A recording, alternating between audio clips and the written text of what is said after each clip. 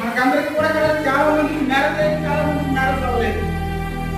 మరి నీ భార్య నువ్వు ఏం చెప్తావో, నీ భార్య నువ్వు కూడా అప్పులు ఎలాగైతే దేవుని సువార్త ప్రకటించారో నువ్వు కూడా దేవుని యొక్క రాకడ కొరకు, దేవుని యొక్క సంఘం కట్టడం కొరకు, ఈ సమాజంలో దేవుడు అంటే దేవుడు ఎందుకు వచ్చాడు, మనం దేవుడు ఎందుకు వచ్చాము, ఈ పరిస్థితికి అవగాహన చేసుకుని దైవజ్ఞానం పొందుకున్న నువ్వు నేను కూడా ఎటువంటి దైవజ్ఞానం పొందుకున్నావు? రేపు పొద్దున్న సంఘాలకు ఎటువంటి జ్ఞానం పొందుకున్నావు? నీ సొంత జ్ఞానం పొందుకున్నావా? క్రీస్తు జ్ఞానం పొందుకున్నావా? ఈ లోకాంతరమైన జ్ఞానం పొందుకున్నావా? పరస్పర జ్ఞానం